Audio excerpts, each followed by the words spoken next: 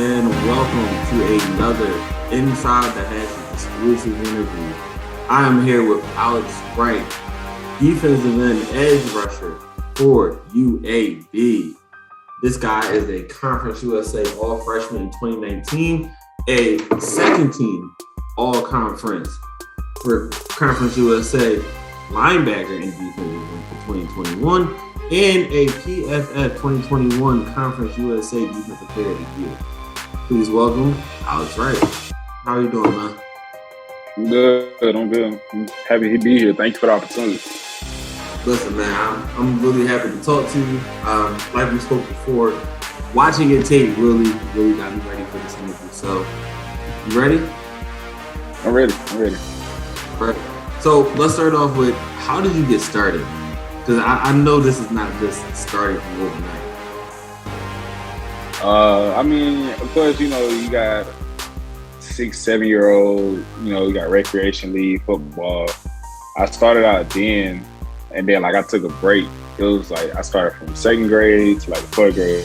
I took a little break, and then I started back playing my sophomore year in high school, and then on to now. So, but that break in between, a lot of people don't know that I was in band. So I played, I dealt with music, I played saxophone, woodwind instruments, anything really that. And I was one of the best at my school at it, surprisingly. So that was pretty much just starting out from second grade to now when it came to football. So I've always heard that the football guys love the band guys because they kind of want to be in it, and you're proving their point. How it was most of the athletes were in band starting out. So it was I had to choose. My mom was you gonna choose one? You play sports, you play band, which one you gonna do? I was and it was a hard decision. So, but eventually I found my way back on the field. So it all worked out for us. I'm glad you chose at least this. I'm happy you're great at music, but this, you got a natural gift for it. In high school, you were almost 6'4", about 225, 230. Is that correct? That's correct. Yeah, you were a big guy coming in high school. How was that going from your sophomore year to your senior year? Were you able to adapt easily because you were so big and you probably were a bit stronger than everyone else? At times, I could say sophomore year, it was kind of just trying to adjust, trying to adjust to everybody, the different play styles, the game speed of high school. So, of course, I was just tall and skinny, I wasn't surprisingly as big as everybody would think I was, because I had certain people on the team who were seniors and that was the same size as me, but more built. So, and then junior year, that's when it kind of took over. And it was the funny thing, I could not crack 230. In high school, I would try to reach my goal. I try to get past 230. I could never get past 230. So, eventually, I tried to work my way towards it. So, it was at 225. It stops at 225.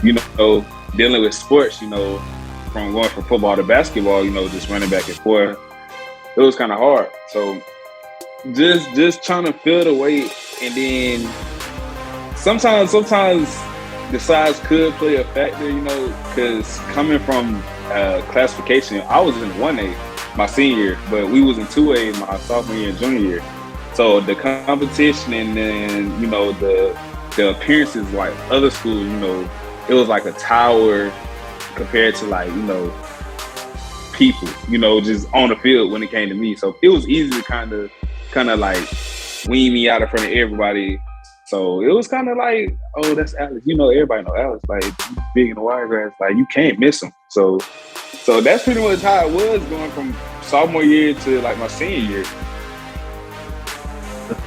I've seen guys where it's the Derrick Henry to Mark Ingram effect. Grown man and little man next to him. I get it, man. How was it that you coming out like a three-star prospect?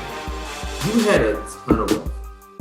UAB, Duke, Florida Atlantic, Louisville, great schools. What really drove you to UAB? I mean, it was the loyalty and the school, and not only the loyalty from like my coaches, but even the players. Me keeping in close contact and having a connection with them, knowing that I'm still in high school, and I'm not even signed to them yet. It really like spoke volume to me, and it was just how me and my position coach got along throughout the whole process. If I needed anything, just to talk, whether it was at 10 o'clock at night, before a game, after a game, he would just tell me, if you need anything, just let me know, big dog, and I call him up instantly if I have a problem, and it stuck out because no other team, no other college did that for me. They would do it, but it was all of a sudden if they heard something like, oh, Alex is coming up to UHB's football game this weekend. Oh, what you got going? I'm going on a visit. Oh, well, this is what we want to do. It was never like I felt like the energy was unmatched, and I felt like it was forced with other colleges sometimes. So, and certain colleges would give me a certain type of love in the summer or in the spring when I took visits, and then I wouldn't hear from like the summer all the way to like in the fall in football. So with UAB, it was a consistent connection. And it was consistent contact between them. So that's what brought me to go there. And plus, the school is a medical school, And at the time, I was in physical therapy, with injuries, football. I would have to deal with getting better, getting injuries better. So when I seen people that were helping, the clients and stuff, they were smiling. They was bringing back their happiness. They was starting to be their old self. So it's like I could do that. I could go into physical therapy. I could help people myself. So that was pretty much how it all like went about. So it was like school. The vibe is check mark. That's a good one. Coaches, check mark. They players, check mark. Like this is my home away from home now. Like, let's go ahead and make this official. So, and that's what I did. Listen, that is probably the best answer I've heard on how to choose a school. It checks off everything on your list. The school, the home, the coaches, the players. That is how you choose the college. And you chose a great one for me. I just got one question. That coach you were talking about, your position coach, you guys it seemed really close during that time while you. Is that kind of how you burst onto the scene your freshman year? Tell me about how that worked out. All right, so my position coach, Coach G, shout out Coach G. All right, so we was in contact, and Coach G, he's that rowdy type. He's that rowdy coach, So it's like he brought me like I remember like it was yesterday. We was getting ready to play Bama State, my first game. Coming from a 1A school to walking out in front of 15,000 fans. Not granted, it's like a Power 5 school, but these are the most people I've seen in the game in my life. So it's like you're gonna have to play tonight, right? Like I know, like you practice. I know you've been over some stuff. Just let the game come to you, and everything will work out. I was in shambles. I will never forget it. I was running out. I was just shaking like this is crazy. So, and then when I finally got a tackle, I heard my name like in the speaker, and it was like I'm really here now.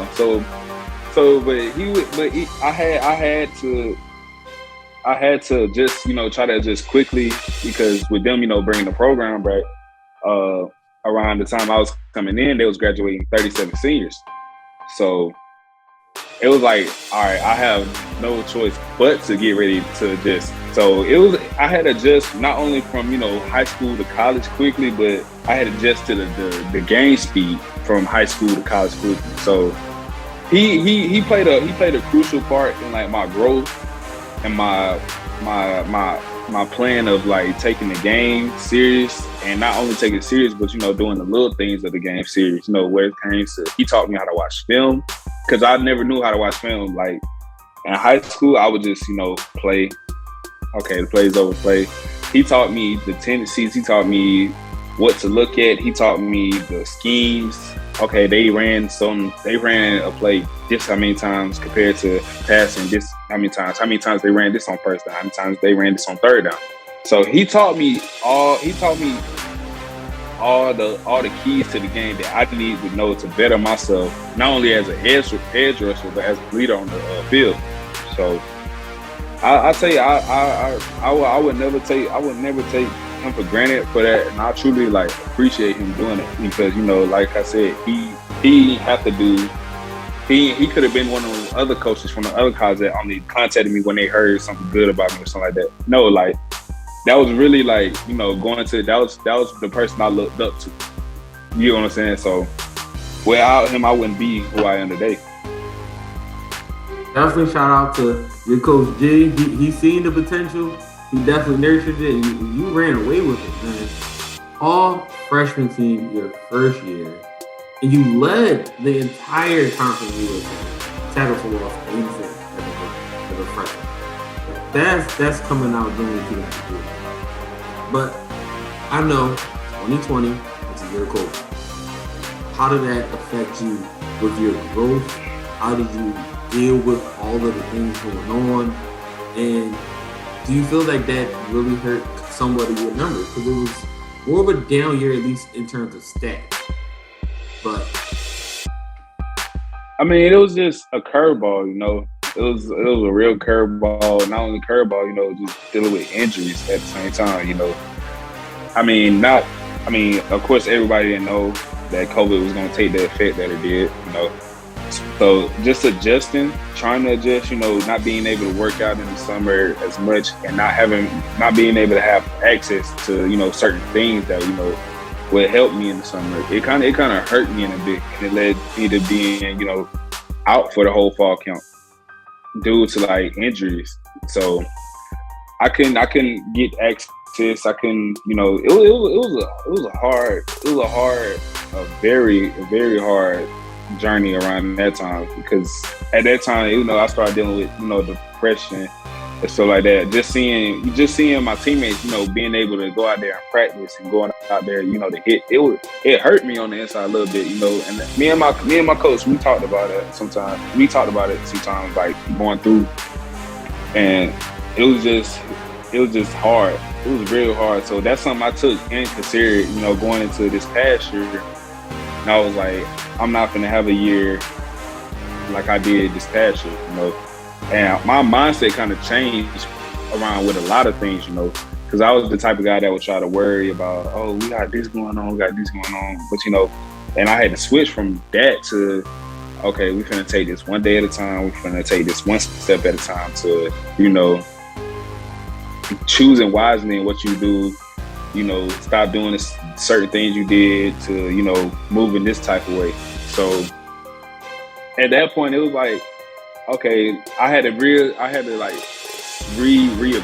myself, because I didn't have the year that I wanted to have. I wanted to capitalize off my freshman year that I had. And just thinking about, oh, I have a freshman year, I got to do this, I got to do that, it put pressure on me.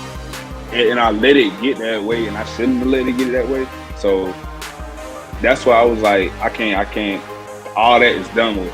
I can't do anything about it. I can't change anything about it. All I can do is focus on, I'm not even going to focus on the future. I'm going to focus on the present. I'm going to focus on now. I'm going to make sure I get myself right every day, starting with what I do from morning to night. So I have to commend you on that. One, the fact that you can openly admit, listen, it happens. It's not just some people, it's anyone. Anyone can have a little bit of depression sometimes, especially during COVID. A lot of people did it. The fact that you're able to admit it, and you learned how to deal with it, handle it, and you became so much better of a person from it, I have to commend you. I definitely appreciate it. Love the maturity and the mental acuity or acumen to be able to move on from that and grow, not only as a person, but as a football player. Definitely love it, man. And I kind of see why your 2021 went the way it did. Between the mental growth and the additional physical growth. You were about 6'4", 225. Never could crack 230. like 6'7", 270. Maybe Nah, 275. 270. Nah, I was 270, 271 yesterday. But I was like, wow. Like I was just trying to maintain, you know. I was up at 275 at one point, but I'm like, it's not comfortable. It could be comfortable, but I have to, you know, work at it, and just adjust to that weight. But I just made sure I try to stay in the 270 and the 275. That additional growth in college is not really there. And that added on to your game, which you already had, we see the production. We have a PFF Conference USA Defensive Player of the Year. How did that all come about, man? Was this like the accumulation of everything throughout college for you? I mean, it was just, you know, just going back on the last question, you know, like I just was just focused on the present. I control what I can control, you know. So I just remember, like I told my coach, we sat down at the beginning of the year, and it was after the Georgia game. Beginning of the year and after the Georgia game, we just talked it up, and I was like, coach, this is what's got to happen. Like this is how stuff gonna go. And me and him, you know, the whole bus ride after the Georgia game, we was having a conversation. Like, this is how this year gonna go. We not worried about anything. You told me you're not worried about anything. Let's add on to that, you know. And after that, it was just, you know, confidence grow week by week, day by day. And like I said, with my choices, you know, in practice, I would take a period by period. You know, I wouldn't focus on the big bubble, you know, I would focus on the bubbles that connect the picture, you know. So I had, whether it was starting off with warm-ups, I was going to warm up the best I could. Now we're getting into drills. I would do the drills the best I could.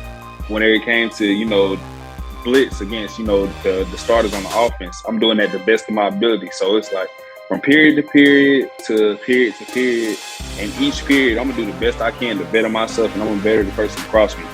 So it kind of rolled over to game time, to the point where I got all this confidence. I'm working moves that I never tried before. I'm doing moves. I'm bending more flexible than I did the year before. You know, just taking things and, you know, just working on them more and more and more and more and more. So at that point, like I said, it was a confidence builder to the point where I'm going against O-linemen and they sitting there in the middle of the game telling me, like, bro, come on, like, bro, like. So, and it's a funny story. Like, I remember at the game, it was like I was hitting just one move on this dude. He could not stop it. So it's like, why would I fix something that's not broken, you know? So he was like, that move right there, that move got to be illegal. I was like, it's crazy, bro, because the thing is, my coach had taught me so much stuff, and we just chopping it up. Like, I just told him, like, we know so much stuff. My coach knows the counter to the move. But the thing is, you don't know the counter to the move. So until then, I'm going to keep using it. It was like, so not only that, like it was just, that was a big confidence booster, you know, just being able to, you know, have people on the other teams tell me, hey, what classification you? I'm like, I'm just a junior. He was like, man, junior, right? You said junior? And it clicked. It didn't click with them. They think I'm a senior. They think I'm a red shirt senior or something. Like, no, I'm just a junior. And it's like, oh, man, I can't wait to see at the next level. That's why I was like, man, like we gonna see. So like I said, like I credit my coach to, you know, helping me get to that point. I credit my teammates for pushing me to get to that point. You definitely gotta take some credit for yourself. You had an incredible year, incredible college career, because you, sir, have declared for the NFL draft. How does that come about? How do you decide to forego the rest of your college career to make it in the pros? I mean, you know, it wasn't an overnight decision. You know, it took days, and I mean days. And like, I had to get advice from like my teammate who's in the NFL now, George Smith. Me and him was very close. So it was like, I had to call him for advice. You know, like, hey, was this stressful, bro? And he was like, man, like, this was probably the most stressful I've ever been, like, before anything, bro. He was like, you just gotta just gotta chill out, just relax, just breathe, and just don't, pay attention to anything, pay attention to nobody, because at the end of the day, you make the decision for you. Don't let nobody make the decision for you. So it was hard, after the last game, the UTEP game before the bowl game. Everybody was just asking me what you gonna do. Agents trying to blow me up and stuff. Trying to get in touch with me like, oh, are you declaring? Do you think you got an agent? Blah, blah, blah, that. So it's like I had to sit my phone away, because it's like I can't even talk to my mom. I can't even talk to my mom about anything. I can't talk to my teammates. I can't get on the phone, with like my best friend. I can't do anything because it was so stressful. I couldn't be myself anymore. So at that point, I was like, it's starting to get real. It's starting to get real. So at that point, it was like, man, I don't know what I'm gonna do. I don't know what I'm gonna do. Who knows? I just don't know right now. I don't know. So eventually, time flies by. After the bowl game, we get the dub against BYU, and it's really starting to come on now. But at that point, I'm starting to handle it a little better than I did before, because it was like all at once. So I'm like, okay, I'm not worried about anybody right now. I'm not worried about NIL deals right now. I'm not worried about none of that. I'm just here to focus on my family. And when the time is right, the time is right. So, and then, I just sat down and I talked with my agent. And that's the thing, I treated the agent game like the recruitment game when it came to colleges. Who was there for me? Who didn't just hear about me winning Defensive Player of the Year? Who's actually been following my whole, career? So that's when it came down to picking agents. And I picked the one I felt comfortable with. And I know he knows what he's doing, So we talked for days, we talked for hours, this is what's gonna happen, this could happen, so and so this, so and so that. So after that, it was like I made my decision on Christmas Day, and I was telling my family. And after I made that decision, it was like it didn't feel real, it didn't feel real at all. So it was to the point where I couldn't even get dressed to go to church the next day, because like my mom, I remember my mom was like, "You good?" And I was like, "Nah, I just need a minute." And she was like, "I just want to let you know I'm proud." So like she already knew what it was. Mama already knew what it was. She was like, "I just want to let you know I'm proud of you. The family's proud of you. The whole city of Ellen's proud of you." And I was like, it low-key made me emotional. Like, I got to get in the shower and get ready for church. So it's like I'm just sitting like, this is crazy. Like, and it's still to this day, like, it don't feel real. It don't. Like, I gotta be honest, it don't feel real. It's just like a blessing, it's a blessing really, because not everybody like from my city had a chance to make it to my position. Only one person, and that was before I was even born. This is early 90s, so I'm the first person in over 25 years to like be in this position. So it's a crazy feeling. Like, I really feel like not only lucky, but I really feel blessed to even be in this position right now. Being able to choose when you want to go, and not only choose, but choose to go early and have confidence with it. That's definitely an accomplishment in itself. So congratulations. But now, as you said, this is when the work begins. So what have you been doing to train and prepare and get ready for the next level? I've been down at Pete Bonritos in Miami just training, and it's not easy training. They push you, and that's what I need. They push in the weight room, they push on the field, they even push in the treatment, whether it's reps, come on, you got this, they'll always be in your ear. And like that's the type of work that you need. That's the type of mentality you gotta have when it comes to, working and getting ready for the next level. Because like you said, the grind don't stop now. That's when the grind really just getting started. So I've been down here just trying to perfect my craft, really. Whether it was position drills, whether it's agility, whether it's the 40, whether it's just, even in breakfast. Like, I'm just trying to make myself the best Alex that I can be. I gotta know, and these teams gotta know. If you had to picture yourself for the next 30 seconds, what would you tell a team? What is your strengths, your weaknesses? What are the things that make them want you? Not only the on the field Alex, but the off the field Alex also.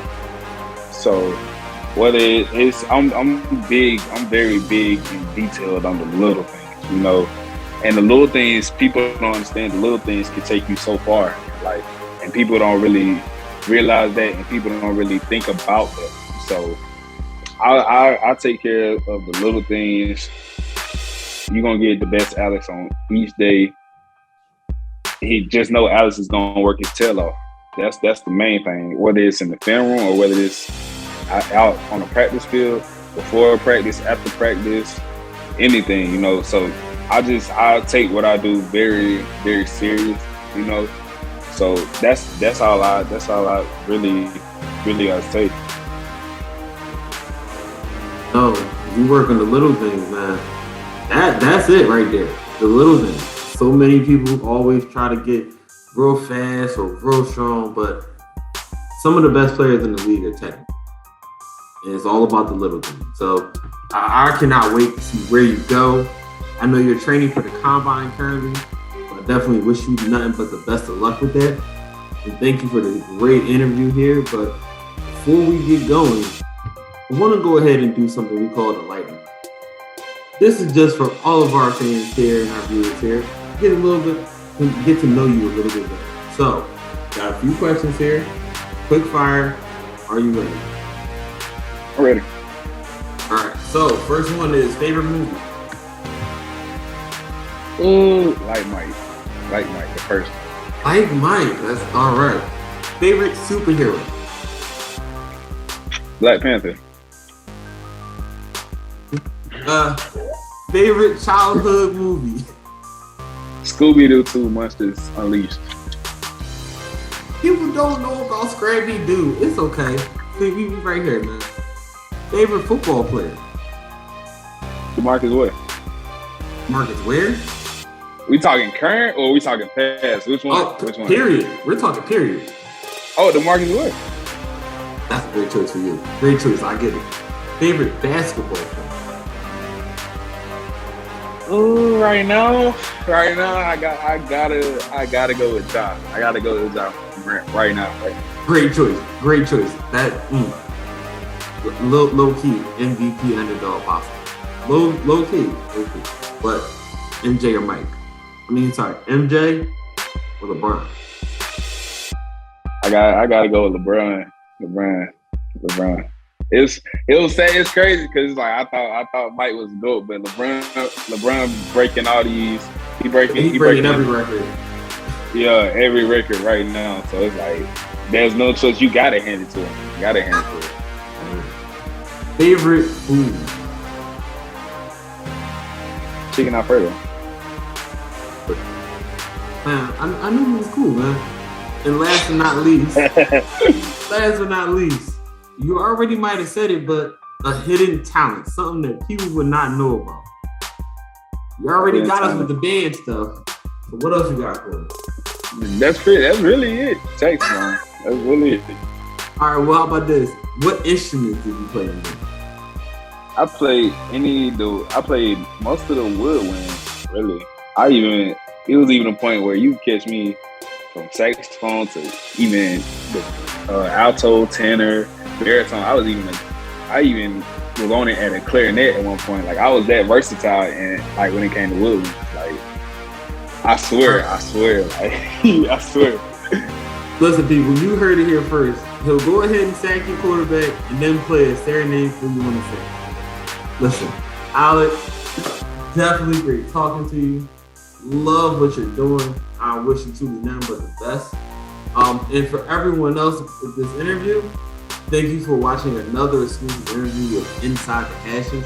Please make sure to follow us on all of our social media platforms, whether it be Inside the Hashes at Facebook group, Inside the Hash on Twitter, and Inside the Hashes on Instagram as well. Please make sure you go ahead and follow us on YouTube at Inside the Hashes. Please like, subscribe. We have all of our podcasts and some of these great interviews on there. And last but not least, Inside the Hashtag. Gotta check out the main website with everything you can have. We are the Apex of football. And for another time, this is Dan Braxton signing off.